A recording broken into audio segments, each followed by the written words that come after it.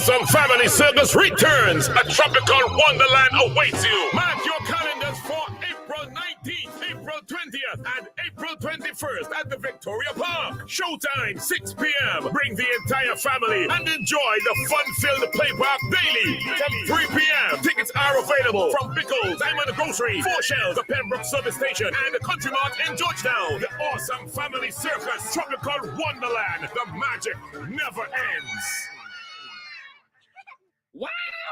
I feel good! Kendra's having yard sale, boy! April 5th and 6th at our factory compound in Camden Park. And we're going down low with prices on aluminum windows, metal doors, and wooden doors, P-trap and S-trap toilets, face basins, pedestals, and cabinets, bathtubs, fridges, stoves, cooker hoods, kitchen sink, NutriBullet, automatic sliding and swing gate opener, kitchen appliances from Jake's Kitchen, and enough more. And you can also get 25% off our 100 series UPVC sliding windows. It's pure niceness anytime Kendra's have yard sale. We do mama guy people. Friday and Saturday, April 5th and 6th. Niceness overload from 8 a.m. at our factory compound, Camden Park. Kendra's Aluminum Products Limited, the tradition of excellence. WEFM, the new fresh sound.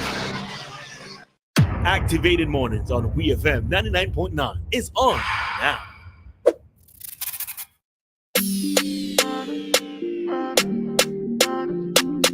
And we are and we are back with Activated Mornings this morning. You're listening to Arian. With me in studio is Doc Thompson, and right now we're discussing the conditions of playing field and hard courts. Now, this is coming from a story on IWN. The NDP highlights poor conditions of playing field and hard courts. The opposition New Democratic Party says it is working to draw attention to poor conditions of playing field and hard courts in St. Vincent and the Grenadines. The party said that it had shared on social media videos and photos of playing areas that show broken walls and playing surfaces. The videos and photos from different constituencies show the problem exists in the entire country. The ripped up hard court in Sand Hill and collapsed wall at an abandoned playing field in Fairhall are two of many such examples, the party said. The government must repair urgently these hard walls and playing fields, the party quoted its president opposition leader Godwin Friday as saying. We all know of a local playing area that has been allowed to fall apart. It is not good enough. The young people of our country deserve better. They need places for playing sports with their friends and developing their talents, Friday said. Oh yeah, what are your thoughts, Doc? Well, I tell you, I'm going to agree with Friday that all playing fields should be properly maintained and should not be allowed to fall into disrepair. Mm-hmm. And whether it is national lotteries, whether it's the Sports Council, whether it's the Ministry of Sport, whether it's the various community groups, we got to really do a job to do this. But I want to say in the same breath, I'm a bit surprised by this, you know, because over the last week, what has been trending was Friday's visit to St. Vincent Beach Stadium, where there had been initial criticism, there was no covered bleachers. But now there was this not only was covered bleachers and the inter-school sports was such a marvelous success, showing performances both here and internationally. I mean, a whole set of athletes are really rising to the day and competing at the international stage. Something is really happening. But the announcement they're going to put a warm-up field track around that other track. They're going to put a photo finish booth, and they were going to put pavilions on the other side of the thing. And there was a question as regards, well, of course, Friday should be able to visit, but people were questioning, why is he visit when there's such harsh criticism of that playing field? But I don't quite understand it, because I know the Golden Grove playing field in Fichus, in Golden Grove. The Cumberland playing field is excellent. If you check Barley, And so, the curtains and this hard court. Excellent. Leyu has a marvelous playing field. Matter of fact, I think sometime last week I visited the Leyu hard court. The Sports Council just did it over. If you see so beautifully painted green with new backboards and so forth, I don't know if you're a player. Now, when you look at Lowman's coming down here at Grand Gate, that new hard court there, the Nutritia hard court, the home of netball. You see it locked up and so forth. Nobody could go inside there and sleep and all that kind of thing, That's well maintained. But don't even talk about that. Look what's happening at Arnersville playing field for World Cup cricket. You know what I mean? Look what's happening at St. Vincent. And I noticed they talk about K&N, but up in Glenside, they just did a new hard court up in Glenside. You know what I mean? And don't talk about Chile playing field, South Rivers, Park Hill. I mean, real mate. And don't talk about Stubbs playing field, which is a warm-up cricket field. The Football Federation is about to put up lighting at Brighton, their home, and so forth. So I don't quite understand, how you pick out 4 playing fields. That's K&N, Paget Farm, and you put Paget Farm, but you make no mention of the Clive Tannis playing field, which a number of years ago, the Prime Minister said he's going to take, and I stand corrected with this, he's going to take either 1 or 2 months of his salary to go towards that playing field. And he was inviting Friday to put money, and I'm not sure if Friday did. He may have done so. Someone could tell me if that's the case. But when you start looking at all these playing fields that have been improved, Rose Hall had a playing field and a hard court done. I'm talking about the Nutrition Center, the one at Gardens, and also Lowman's, that new one I mentioned before. Well, excellent products. And Calaqua, the lighting of Calaqua playing field up in Choppins. Now, I know the playing field up there talking about where the wall fell down. And that's about to start in a couple of weeks to repair the wall. Rain came, contractor. I mean, whoever built it and so forth, there might have been some design issues or the hydrostatic pressure. But somebody correct me. The Sinel playing field that definitely should not be in disrepair. The Fair Hall, the Paget Farm, and the King, which are in the video, gives a wrong impression that that's it. And here the caption, nothing has been done to playing fields. And I just mentioned about 25 playing fields and hard courts. I don't think anyone could say nothing has been done, because $4 million has been spent on Arnersville, St. Vincent Beach, and several other facilities. And I'm really surprised. I'm surprised. Up in Sharps, and over in Edinburgh. Over in Edinburgh, a nice playing field there. You know what I mean? And down at Buckament has this large playing field. The largest I've seen is Leyu. And of course, up in Sharps, the Sharps people, they have a tournament just started yesterday. Football up at Sharps, which has been difficult to grasp. I've talked a long time. But I wanted to point out, somebody tell me, how can you identify 4 playing fields on a picture? I thought they would have had a listing of about 25 playing fields and hard courts that are in disrepair. What I would say is, I think that they needed to do more research. If it is that they're putting out a press release, they needed to do more research, because it's not hard to find playing fields in St. Vincent and the Grenadines and netball courts that need attention. Because the reality is, although, as you pointed out, there is Leyu, there is the beautiful hard court at Grand Gate, there's the lighting project happening in Diamond, there is the athletic stadium in Diamond as well. We do have a lot of work done in the hardcore playing field area, in the sporting area, but it also begs the question is there a lack or problem with funding certain things as it relates to sports? Because you often hear sports people complaining, and then as we saw, the parliament came to an abrupt end, so we didn't even get to hear the budget through the parliament as it relates to these things. No, but there's so many other opportunities. I think people spoke and so forth. But go ahead. During the federation elections, right? Yeah. One of these things that Mr. Dixon was proud about was because I think that was his project, the lighting of Brighton Diamond. Yes, yeah. But persons were saying that he's been working on this for a very long time. That's the point. How do you get things done in the same with the early discussion where you say this, roads, Calico, the roads being done in Calico, any particular road, the designs, and so you can easily go and build a road, and then what you said, drainage and so forth, come and mash up the road. So you have to design the thing. What is the size of the drain and so on? So the same thing with playing fields. The playing fields, you want them grassed.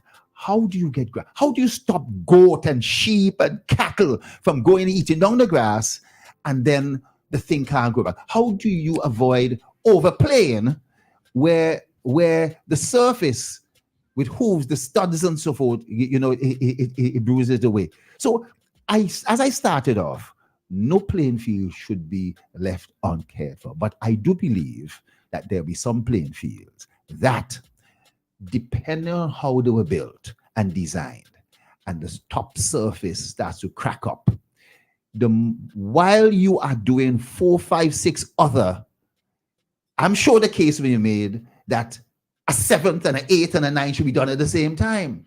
But it would be a matter of money. And therefore, that would need, I think, to wait. If it should be a situation that money is no problem, and that fixing roads and fixing playing fields and fixing schools should be done completely and finished with, I think there's always going to be needs for repairs on an ongoing basis. And some that were done 10 years ago would need repair now. Next year, some that were done 9 years ago would be repaired next year, and so. I believe that a lot shops. We know about shops problem being grasped for a while now. The pavilion, everything, they set up at shops. Sometimes actually shops is not bad, Really? Because they had the tournament yesterday and it's looking the same. You're right. But because it's a playing area and guys have to practice, they can't go somewhere and leave it. There's some playing fields I know, people like Annesville, inside Annesville, you lock it off, people can't go inside there and play, and so. For good reason. And if you notice in shops, at one end, it's kind of sink a little bit because that's where they practice. That's where the big wall is. So when they kick a goal, it's hitting the wall and bouncing back still. So if you had it at the other end, you kick it, it's going to reach all the way over to probably by the reach over to Cummins. Yeah, but then the lighting situation is a situation I've been hearing since I'm in secondary school. Yes. And over the years, there have been problems where football players have been complaining about even having proper lighting to play games. And when there's regional games, they don't have the proper lights set in place to have these competitions. So it's not what they're saying is not without merit, but I feel like more investigation should have been done in the approach to this project, because I still have a problem with the fact that these bleachers at the athletic track, the construction went on during the month of February, when it is that schools often have their sports. I don't think that you can beat the contractors for doing something slow or so. This happens throughout construction with roads. There are stoppages and there hole up and whatever the case might be. And it is not, but let me just say something, Ari. And as I said, I have listed close to about 20 different hard courts and playing fields that are in excellent condition, either being maintained by the Sports Council, by the Ministry of Education, or the lottery. And there's some that being maintained by the community. The community must safeguard these things. The amount of money spent on Park Hill and South River. It was millions. Cumberland had millions. I know that. I was part of that, you know. And the lighting of playing fields and lighting of hard courts also has its own issue. Mespo has a good playing field as well. Huh? Mespo. As I talked about at the K&N. Mm-hmm. But no, not Canaan. I don't think Canaan has a good park. The road you take to go to Argyle from Mespo. yeah, I forgot the name of that area. They had, I think, on the Jimmy Prince, they had done some renovations where they now have the pavilion on that's the Glenside. wall. There. That's Glenside. I think that's Glenside. Somebody said that's just finished. Beautiful. Let's take a quick call there. Yeah.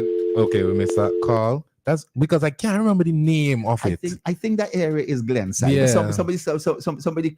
Yes, when you go over the bridge from the gas station there, and you turn right and go down. Beautiful. They just finished that and so.